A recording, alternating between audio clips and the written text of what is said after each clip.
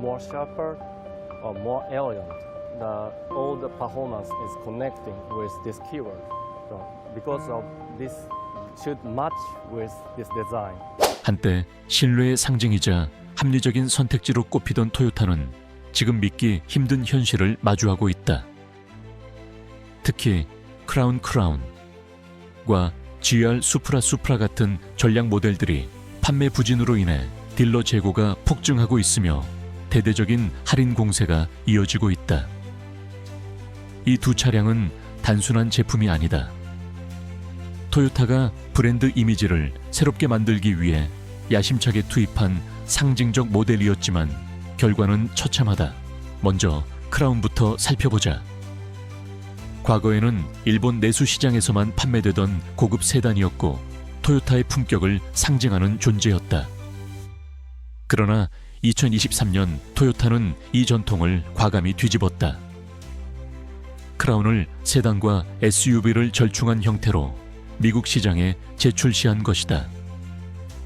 높아진 차체, 크로스오버 스타일 전륜 기반, AWD 시스템, 하이브리드 파워트레인.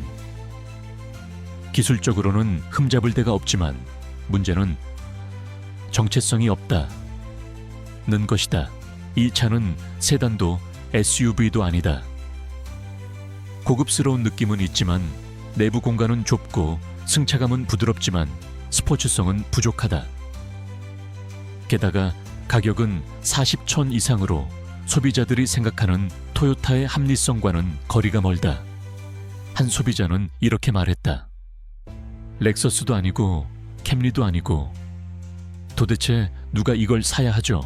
결과는 명확하다. 딜러 매장에서는 크라운의 재고가 쌓이고 최대 8천까지 할인하는 경우도 드물지 않다. 심지어 일부 지역에서는 6개월 이상 전시된 차량이 판매되지 않은 차에 그대로 남아있는 경우도 있다.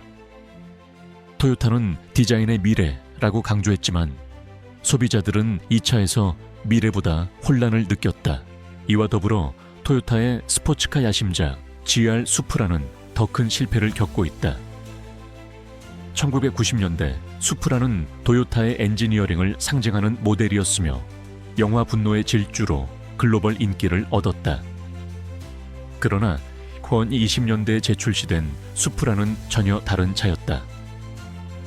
BMW, 세피오와 플랫폼을 공유하면서 사실상 BMW의 심장을 가진 토요타가 되어버린 것이다. 많은 팬들은 실망했다. 파워트레인 샤에시 인포테인먼트 시스템까지 대부분이 BMW의 기술을 기반으로 제작되었으며 수동 모델도 출시 당시에는 존재하지 않았다. 운전 감각조차 독일차의 느낌이 강했으며 이는 일본 스포츠카의 정체성을 기대했던 팬들에게는 배신이었다. 가격 또한 부담스럽다.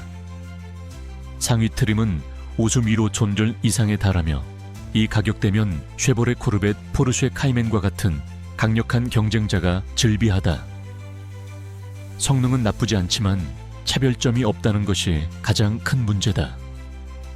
운전의 즐거움을 말하기에는 너무 정제되어 있고 일상적인 스포츠카라고 하기엔 너무 고가다. 딜러들은 GR 수프라를 팔기 위해 리스 계약 보조금 확대, 장기 무이자 할부, 보증 연장 혜택까지 내놓고 있다. 그럼에도 불구하고 수요는 좀처럼 살아나지 않는다. 심지어 일부 딜러는 수프라는 언제나 매장에만 있는 차라며 자조적인 목소리를 낸다. 결국 이 두 모델은 공통된 문제를 안고 있다. 브랜드 정체성과 가격, 그리고 소비자 기대 간의 괴리다. 토요타는 고급화와 스타일 변화를 추구했지만 기존 소비자층은 여전히 기능성과 합리성을 원했다.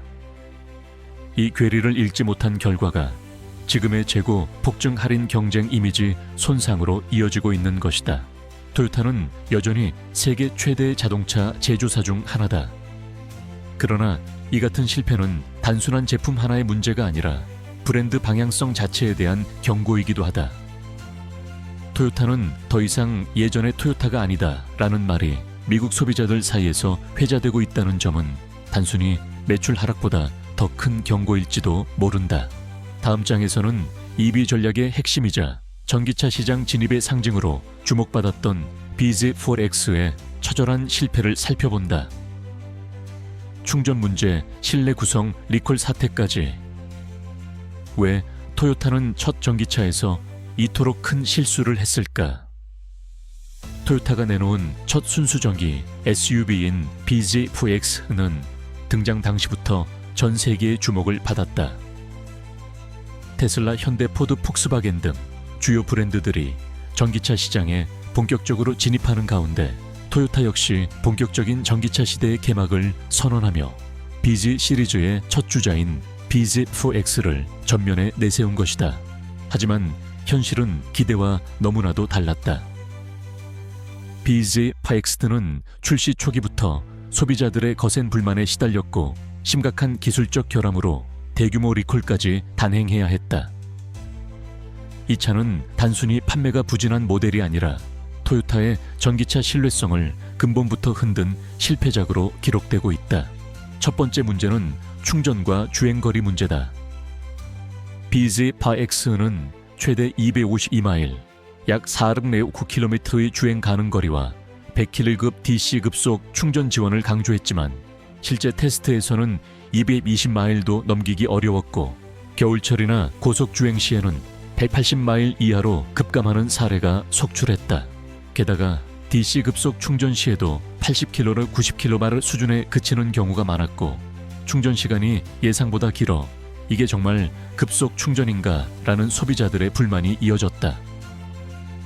경쟁 모델인 테슬라 모델 Y, 현대 아이오닉 5 기아 EV6 등이 200km 이상을 지원하며 30분 내 80% 충전이 가능한 것과는 큰 차이를 보였다. 두 번째 문제는 심각한 품질 결함이다. 출시된 지 불과 몇 달 만에 주행 중 휠 볼트가 풀려 바퀴가 빠지는 현상이 발생하면서 토요타는 글로벌 전량 리콜을 단행했다. 이 리콜은 단순한 부품 교체 수준이 아닌 차량 안전성에 대한 근본적인 불신으로 이어졌다. 토요타가 만든 차라면 무조건 믿을 수 있다는 신화가 BZ4X의 휠 결함 한 번으로 크게 흔들린 것이다. 세 번째 문제는 내부 공간과 디자인 구성이다. BZ8X는 전기차 전용 플랫폼인 eTNGA를 사용했지만 실내 공간이 경쟁 모델보다 좁고 센터 콘솔 구조가 비효율적이라는 비판을 받았다.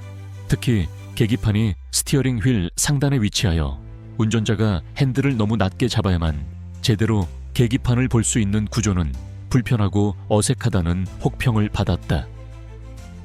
이러한 디자인은 유럽 감성을 반영하려는 시도였지만 북미 소비자에게는 낯설고 비직관적으로 느껴졌다. 또한 인포테인먼트 시스템은 경쟁 브랜드에 비해 느리고 불안정하며 OTA (Over the Air) 업데이트 기능조차 지연 적용되는 등 디지털 경험의 완성도가 떨어졌다.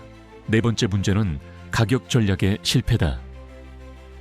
BZ4X는 미국 시장 기준 43헌원부터 시작하는 가격으로 EV 보조금 자격이 제한된 상황에서 경쟁 모델보다 비싼 편에 속했다. 하지만 실내 품질, 충전 속도, 성능, 인포테인먼트 경험 모두에서 열세였기 때문에 소비자 입장에서는 가성비가 나쁜 EV라는 인식이 강했다. 일부 딜러는 BZ4X의 판매를 위해 7천라션 11트릴론의 대대적인 할인 무이자 할부리스 보조금까지 제공했지만 재고 해소는 여전히 어려운 상황이다. 2024년 상반기 기준 BZ4X의 미국 내 재고 소진율은 전체 EV 모델 중 최하위권에 머물렀다. 다섯 번째 문제는 브랜드 내 혼란과 홍보 실패다. 토요타는 BZ4X를 환경 친화적이고 기술력 있는 전기차로 홍보했지만 실제로는 기존 하이브리드 모델보다 효율이 떨어지는 모습을 보이며 소비자들 사이에서 왜 이걸 사야 하지? 라는 의문을 낳았다. 토요타는 하이브리드에 특화된 브랜드로 알려져 있지만 정작 순수 전기차에서는 아이덴티티 부재와 불완전한 기술 구현으로 경쟁 브랜드에 뒤처지는 모습을 보이고 있는 것이다. 결론적으로 BZ4X는 토요타의 전기차 첫 작품으로서 기술적 완성도, 소비자 신뢰, 시장 반응 등 모든 면에서 실패했다는 평가를 받고 있다. 토요타가 향후 출시할 BZ 시리즈 2세대 모델이 이 실패를 극복할 수 있을지는 미지수다. 하지만 지금까지의 경험은 분명히 보여준다. 단지 이름이 토요타라고 해서 소비자는 더 이상 무조건 신뢰하지 않는다. 다음 장에서는 과거 강력한 오프로드 정복자였던 랜드크루저와 세쿼이아가 왜 요즘 들어 소비자들에게 외면받고 있는지를 살펴본다. 변화한 파워트레인 고가 정책 희미해진 유산. 토요타는 전설을 다시 쓸 수 있을까? 한때 전 세계 SUV 마니아들의 로망이었던 랜드크루저, 랜크루저, 아테잔따와 세쿼이아, 시코야는 지금 정체성 상실과 가격 혼란으로 인해 소비자들로부터 외면당하고 있다. 이 두 모델은 단순한 패밀리 SUV가 아니라 오프로드 주행 성능 내구성, 전통적 V8 엔진의 상징이었다. 그러나 최근 재설계된 신형 모델들은 과거의 영광을 잊은 듯 전혀 다른 성격을 띠고 있다. 가장 먼저 랜드크루저를 살펴보자. 2024년형 랜드크루저는 오랜 기다림 끝에 미국 시장에 복귀했지만 복귀한 모습은 이전과는 너무나 달랐다. 과거에는 자연흡기 유틸리오 추온 7L, V8 엔진 바디온 프레임 구조, 풀타임 4WD 시스템이 기본이었고 이 모든 것이 랜드크루저를 어디든 갈 수 있는 진정한 오프로더로 만들었다. 그러나 신형 랜드크루저는 터보 하이브리드 하기통 엔진으로 다운사이징 되었다. 이는 환경 기준에 맞추기 위한 전략이었지만 많은 팬들에게는 랜드크루저답지 않은 선택으로 비쳤다. 심지어 일부 오프로드 마니아들은 이건 랜드크루저가 아니라 그냥 프라도의 고급형일 뿐이라며 불만을 표출하고 있다. 문제는 여기서 그치지 않는다.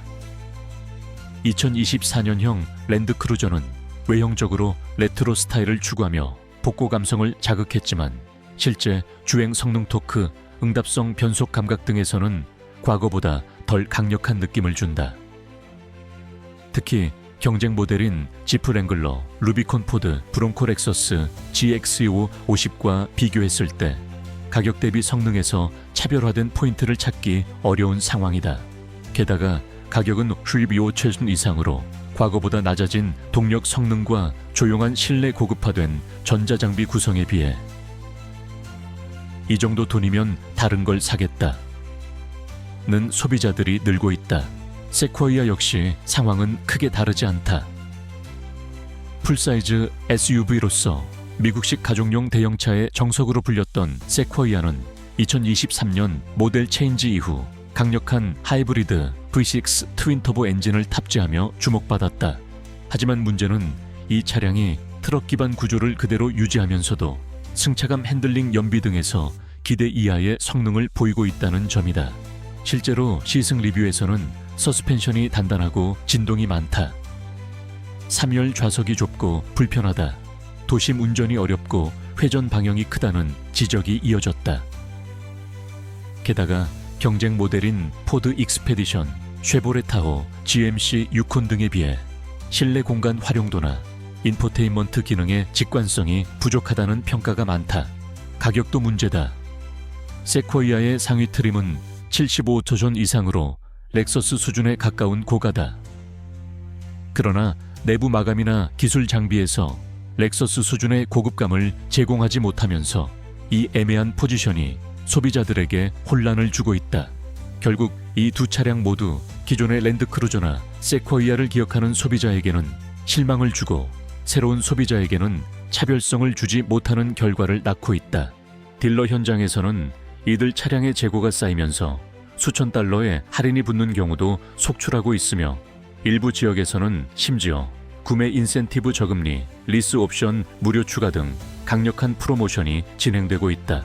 토요타는 미래형 하이브리드 SUV를 표방하며 이 두 차량을 시장에 내놓았지만 소비자는 여전히 전통적인 강력함과 실용성을 기대하고 있었다. 이 간극을 좁히지 못한 것이 지금의 위기를 만든 것이다. 다음 장에서는 한때 절대 신뢰를 받던 타코마 타초마와 툰드라 같은 픽업 트럭이 왜 지금은 소비자의 신뢰를 잃고 있는지 가격 연비 구성 경쟁 모델 대비 약점을 중심으로 깊이 분석한다. 토요타의 픽업 트럭 타코마, 타초마와 툰드라는 오랫동안 미국 시장에서 내구성과 신뢰성의 대명사로 자리 잡아왔다. 특히 타코마는 중형 픽업 부문에서, 툰드라는 대형 픽업 시장에서 GM 포드램과 어깨를 나란히 하는 존재로 여겨졌지만 2024년형 모델로의 변화는 소비자와 전문가 모두에게 실망을 안기고 있다. 우선 타코마부터 살펴보자. 2024년형 타코마는 완전히 새롭게 탈바꿈한 풀체인지 모델로 새로운 플랫폼 TNGA-F 새 엔진, 새로운 트림 구성, 다양한 오프로드 기능이 적용되며 기대를 모았다. 하지만 문제는 기대치에 비해 현실은 지나치게 복잡하고 비싸졌다는 것이다. 기존의 자연흡기 V6 대신 2.4L 터보 4기통 엔진 플러스 하이브리드 시스템 iForce Max을 중심으로 구성되었지만 이 시스템은 출력은 높지만 운전 감각이 직관적이지 않다는 평을 받고 있다. 게다가 기본 트림조차 옵션을 추가하지 않으면 기능이 부족하고 소비자들은 타코마의 단순함과 거친 매력을 더 이상 느낄 수 없다고 말한다. 특히 가격은 가장 큰 장애물이다. 상위 트림 TRD 프로나 트레일 헌터의 경우 옵션을 더하면 50비천을 훌쩍 넘긴다. 이는 쉐보레 콜로라도, ZR2 포드, 레인저 랩터 지프 글래디에이터와 비교해도 가성비가 낮다는 평가를 받고 있다. 또한 실내 구성도 아쉽다는 반응이 많다. 디지털 계기판, 대형 센터 스크린, 소프트 터치 재질 등 다양한 업그레이드가 있었지만 일부 기능은 여전히 터치로만 조작되어 직관성이 떨어지고 운전자의 시야를 방해하는 구조가 문제로 지적된다. 툰드라의 상황도 마찬가지다. 풀사이즈 픽업으로서 포드 F1 유행 쉐보레 실버라도 램 1500과 경쟁하는 모델인데 3.5OL, V6 트윈터보 플러스 하이브리드 시스템을 도입하면서 연비 개선을 노렸지만 실제 연비는 기대 이하라는 지적이 잇따르고 있다. 특히 견인력과 적재력 측면에서는 경쟁 모델 대비 약점이 있으며 장거리 견인 시 하이브리드 시스템이 과열되거나 소음이 커지는 문제도 보고되었다. 또한 디젤 옵션이 없는 점도 장거리 운송을 중시하는 사용자들에게는 치명적인 단점으로 작용한다. 툰드라 역시 가격이 문제다.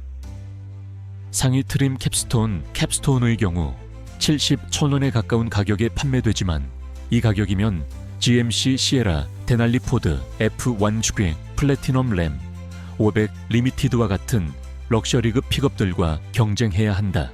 하지만 실내 고급감이나 정숙성 승차감 등에서 툰드라는 여전히 경쟁에 뒤처진다는 평가다. 게다가 토요타 특유의 강한 오프로드 이미지도 정작 실사용에서는 이전만 못한 실내 구성과 제한적인 오프로드 기능으로 인해 빛이 바래고 있다.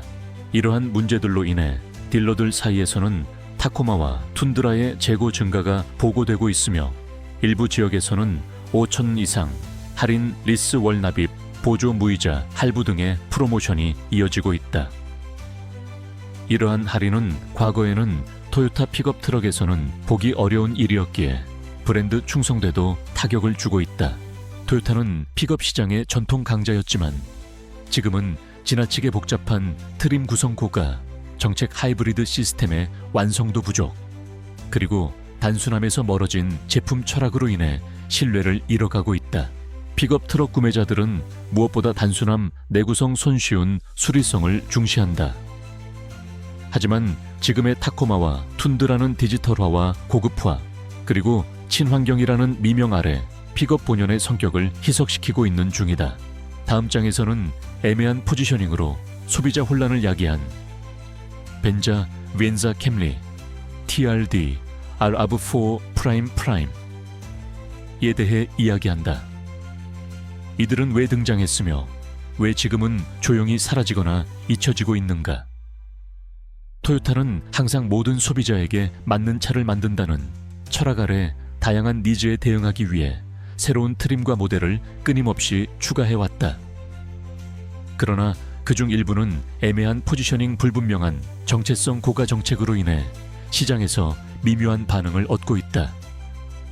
특히 벤자벤사 캠리 TRD, RAV4 프라임 파츠만 은 그 대표적인 사례다. 먼저 벤자부터 살펴보자. 벤자는 원래 2000년대 중후반 외건과 SUV의 중간 지점에 있는 독특한 크로스오버로 출시되었다가 단종되었고 이후 2021년에 하이브리드 전용 모델로 재출시되었다. 재등장한 벤자는 더 세련된 디자인, 조용한 승차감, 고급스러운 실내 마감으로 렉서스 UX의 토요타 버전 같은 평가를 받았다. 문제는 그 포지셔닝의 애매함이다. 외관은 고급스럽지만 파워트레인은 RAV4 하이브리드와 동일한 2.5L 엔진이며 주행 성능은 스포티하지도 강력하지도 않고 실내 공간은 캠리보다 좁다. 가격은 35천 이상으로 RAV4보다 비싸고 하이랜더보다 작으며 소비자 입장에서는 왜 굳이 이 차를 사야 하지? 라는 물음이 생긴다. 결과적으로 벤자는 딜러 전시장 안에 오래 머무는 차가 되었고 2024년 기준으로는 일부 지역 딜러에서 최대 6천까지 할인된 가격에 판매되고 있다. 심지어 토요타 내부에서도 벤자의 단종 가능성이 거론되고 있다는 보도도 나왔다. 다음은 캠리 TRD다. 캠리는 토요타의 가장 안정적인 세단 모델이며 연비 실용성 내구성으로 시장에서 인기를 끌고 있다. 그러나 캠리 TRD는 스포츠 세단을 지향하는 실험적인 모델이었다. V6 3.5L 엔진 스포츠, 서스펜션 고성능 배기 시스템, 리어 스포일러까지 더한 캠리 TRD는 하드코어한 외관과 비교적 뛰어난 주행 성능을 자랑했다. 문제는 누가 이 차를 원하느냐는 점이었다. 일반 캠리 고객은 스포티한 외형이나 단단한 서스펜션을 원하지 않았고 진짜 퍼포먼스를 원하는 운전자라면 GR 수프라나 다른 브랜드의 스포츠 세단을 선택했다. 결과적으로 캠리 TRD는 소비자 타겟이 모호하고 적당한 퍼포먼스 과한 외형, 밸런스 높은 가격이라는 애매한 조합으로 대중성과도 마니아층과도 거리를 두게 되었다. 캠리 TRD 역시 일부 딜러에서 재고 할인과 옵션 프로모션을 통해 소진 중이며 향후 세대에서는 TRD 트림이 제외될 가능성이 높다는 관측도 나오고 있다. 마지막으로 RAV4 프라임. RAV4 프라임은 플러그인 하이브리드 PHEV로 전기 주행거리 40마일 이상, 시스템 출력 3갱 2마력이라는 놀라운 수치를 자랑하며 등장했다. 연비도 좋고 출력도 강력하고 AWD까지 지원되는 완벽한 SUV라는 찬사를 받았다. 하지만 현실은 그렇게 단순하지 않았다. 우선 가격은 43,000부터 시작되며 상위 트림 XSE는 50,000주를 넘어선다. 이 가격은 테슬라 모델 Y 포드 머스탱 마하 2, 심지어는 렉서스 NX PHEV와 겹친다. 게다가 공급 부족 배터리 생산 병목 출고 대기 기간 6개월 이상이라는 문제가 겹치면서 초기 수요를 뒷받침하지 못했고 일부 소비자들은 예약을 취소하거나 경쟁 모델로 이동했다. RAV4 프라임은 스펙은 훌륭하지만 가격과 공급 리스크 그리고 복잡한 충전 인프라 문제로 인해 일반 소비자에게는 부담이 컸고 결국 가장 완벽하지만 가장 까다로운 RAV4라는 아이러니한 평가를 받게 되었다. 결국 벤자 캠리, TRD, RAV4 프라임은 모두 이유 있는 실패를 경험하고 있다. 이들은 시장의 틈새를 노린 모델이었지만 명확한 소비자 타겟팅, 정체성, 가격 대비 효용성이라는 3대 요소를 충족하지 못했다. 토요타는 방대한 라인업을 통해 다양한 소비자층을 겨냥해 왔다. 하지만 그 라인업이 지나치게 넓어지고 정체성이 불분명해질 경우 소비자들은 결국 잘 팔리는 익숙한 모델로 회귀하게 된다. 이제 토요타에게 필요한 것은 진짜로 필요한 채 집중하는 전략, 명확한 차별성과 실용성 회복, 그리고 무엇보다 가격 정책의 현실화다. 지금까지의 판매 부진 모델들을 통해 토요타는 중요한 교훈을 얻었을 것이다. 브랜드 네임만으로는 더 이상 충분하지 않으며 소비자는 언제든 더 나은 대안을 찾을 준비가 되어 있다. 지금이야말로 토요타가 다시 소비자 중심의 철학으로 돌아가야 할 때다.